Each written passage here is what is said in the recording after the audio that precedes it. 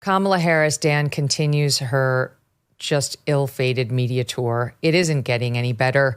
Last night, she sat down with Hallie Jackson of NBC. And while Hallie Jackson did her level best to try to help Kamala Harris with the line of questioning, she couldn't. There was no new position taken that would possibly change her trajectory in this race. I will give Kamala Harris one kudos, and that is, even though Hallie Jackson tried 3 times to make her talk about being a woman and identity and how much it mattered, Kamala Harris did not do it. And that's exactly the right move. That was smart. And I give her kudos for not doing it. I mean, it was just pathetic, though, how obvious Hallie Jackson was like in trying to get her. So I'll give the audience a sense of how this went. Okay. She comes out with the economy, the cost of living. That's what's really upsetting people in this race, that more voters think the Biden policies have hurt rather than helped them. Are the last 4 years an obstacle? That's a fine opening question. And Kamala Harris did fine. She said, this won't be a continuation of the Biden administration. I have my own experiences. She talked about groceries being too high, price gouging, cost of housing, her $25,000 down payment. She was on message here with her same 3 things she always says. Nothing new. If you don't want to buy a new home for the first time, if you're already a homeowner, if you don't have a child that was born this year, and if you don't think that her price gouging plan is going to lower your groceries, you're not going to be helped by what she said. Then, okay, why is it not landing with voters? In fact, it's the opposite. Trump leads you on this issue. Fine. She goes on with banal stuff about how, well, I've got to earn their vote, but I'm focused on the middle class and he's focused on the billionaires. That's generic Democrat stuff. Hallie Jackson, the last time when you were running for president in 2019, you said the elephant in the room was whether the country was ready for a woman and a woman of color to be president. Do you think we're ready? Kamala says, absolutely, we're ready. And then she moves on past that. And she goes on to give her a whole, she's been saying this over and over. I started as a prosecutor. I never asked a victim of a crime, a witness to a crime, are you a Republican or a Democrat? Can I just say a minute on that? No prosecutor would ever ask anybody involved in a crime that question. You would be kicked out of office that day. Obviously, a victim of a crime's politics are entirely irrelevant, and that would be so far beyond the pale. I don't know why she wants us to give her credit for not asking that question. It doesn't show that she's nonpartisan. Okay. Then she goes back again, Hallie Jackson. You've been reluctant to lean in to talk about the historic nature of your candidacy. Why? And to her credit, she doesn't do it again. She says, I'm clearly a woman. There's no need to point it out. The point most people care about is, can you do the job? Then she goes back to, and I kid you not, what we're doing is addressing people's concerns, challenges, their dreams, their ambitions, their aspirations. Dan. Then Hallie Jackson goes again. Again, she says there's a big gender gap in this race. Fewer men support you than they did Biden. Some of your allies have suggested there's sexism at play. Do you think there's sexism? She can't get off of it. Dan, what's happening here? Is this that important to Democrat voters that Kamala Harris play the identity card? Yeah, I was really taken aback that she kept going back at it, because throughout this short campaign, to your point, Harris has been really good about not focusing on that, saying I have to earn it. You know, the country is not going to look at whether I'm a woman or a Black. They're going to look at whether I'm qualified. And it was surprising that Hallie Jackson kind of kept trying to get her to open up about that. But, you know, as Kamala Harris likes to brag, she has good message discipline. And she did so in that instance when pressed. Okay, but follow up to you, Dan. So, by the way, the next question by Hallie Jackson, do you not see sexism as a factor in this race at all? My God, would you? Look, gee, Hallie, do you? Is it possible you see that my God. Okay, so 4 questions on the gender thing is absurd. But here's what's interesting, Dan. She did this the other day, too, out in, I think it was Pennsylvania, when Peter Alexander was questioning her of NBC. Now, Hallie Jackson has asked this sexism question, and Kamala Harris does this again. She says, you've come to my events. You will see there are men and women at these events.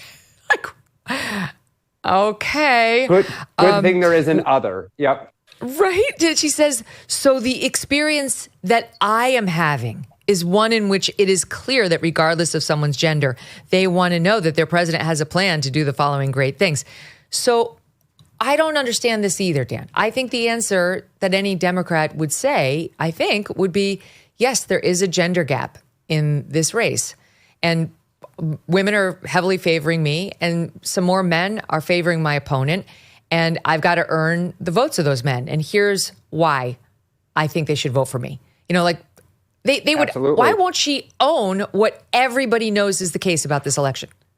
Yeah, you know, sometimes Trump's real bluntness is his beauty, right? He's like, I'll be great for women. I mean, he just kind of blurts it out, and then, you know, he goes on to talk about it. And, you know, this has been an issue. I mean, we talked about it when we were on last, when Barack Obama was like, the reason black men aren't voting for Kamala Harris is she's a woman, which was just incredibly patronizing. I don't know, you know, why she won't just admit it, why she won't kind of try to turn on it. But, you know, her message discipline has been very intense. She has stuck to her kind of narrow set of talking points to the point where I think she's offended some voters.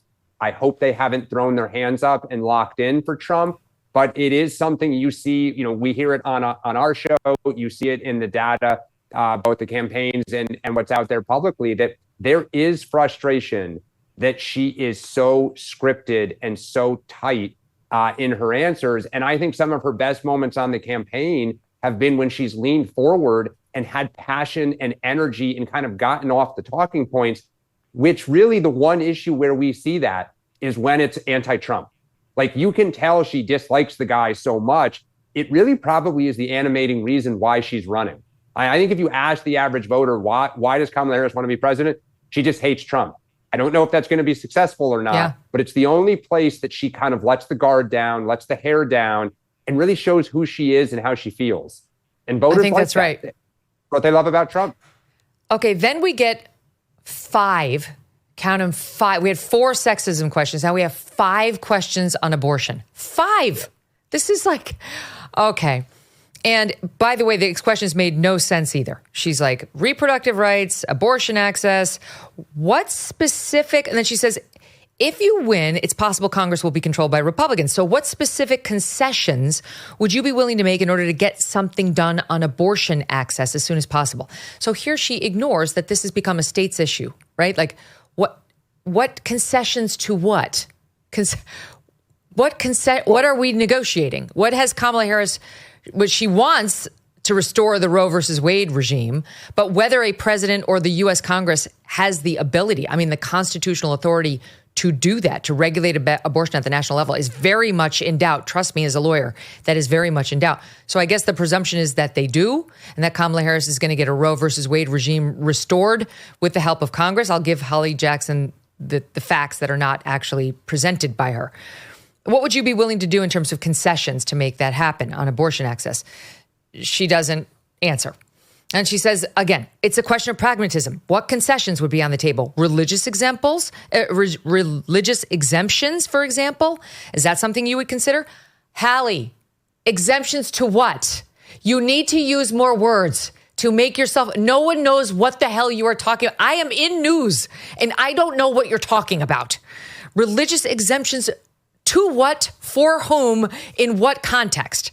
Kamala Harris, I don't think we should be making concessions when we're talking about a fundamental freedom. So I think what she's saying is Catholic doctors have to perform abortions in Catholic hospitals, period. But she's not saying it explicitly because she wasn't asked it explicitly, presumably because maybe she wanted to run cover for her and not get that detailed. Then she says Susan Collins, Lisa Murkowski, Hallie Jackson, would back something like this on a Democratic agenda if Republicans took control of Congress. She says, would you offer them an olive branch, or is it off the table? An olive branch, like what? What are you? So we have 5 questions on this nonsense back and forth that nobody can follow. It's a waste of time. And then Kamala Harris finally says, I'm not going down this rabbit hole with you right now. And finally, I'm like, thank you. I agree with Kamala Harris again for the second time in this interview. Then we switch to the trans issue. And Hallie Jackson, not surprisingly, comes into it on the trans side. We've got multiple questions on it where she did press her. And because Hallie wanted her to say something nice about trans people and trans rights versus women rights that would diminish women. She comes at it multiple times. The way she starts is, do you believe transgender Americans should have access to gender-affirming care in this country? That whole term is a it's nonsense. There's no such thing as gender-affirming care. You don't need gender. Gender-affirming care is a woman going to see an OBGYN. It's a man at his annual physical having to turn his head and cough. That's what gender-affirming care is. The stuff that we're doing to children to cut off healthy body parts is not. Anyway, watch what happened. Very broadly speaking here. Sure. Do you believe that transgender Americans should have access to gender-affirming care in this country? I believe we should follow the law. I mean, I think you're probably pointing to the fact that Donald Trump's campaign has spent tens of millions of dollars. They're trying to define you on this. Yes, I'm asking you to define yourself, though. Just broadly speaking, what is your value? Do you believe they should have that access? I believe that people, as the law states, even on this issue about federal law, that is a decision that doctors will make in terms of what is medically necessary. I'm not going to put myself in the position of a doctor, but let's also understand that Donald Trump is running tens of millions of dollars in ads to talk about two cases to distract from the fact that his policy and plan is also to take away the Affordable Care Act. But I don't know that I heard a clear answer from you on the issue of gender-affirming care. It sounds like what you're saying is there should be something between trans Americans and their doctors. It feels like that's a long way from we see you and we love you, which was your message to trans Americans in May. What do you want the LGBTQ plus community to know as they're looking for a full-throated backing from you for trans Americans? I believe that all people should be treated with dignity and respect. Period. And should not be vilified for who they are. And should not be bullied for who they are. Okay, one more point, then I'm going to give it back to you guys. The correct follow-up to that nonsense first answer is not, what do you want the LGBTQ plus community to know as they're looking for a full-throated backing from you for trans Americans? The correct follow-up is, you say that you will follow the law. That's what you want people to know, that you will follow the law. You actively worked to change the law when you were the Attorney General of California to make sure that the policy was changed to cover these procedures for trans individuals. They weren't. You objected. You got the policy changed. You bragged about it to the trans community. You didn't just follow the law.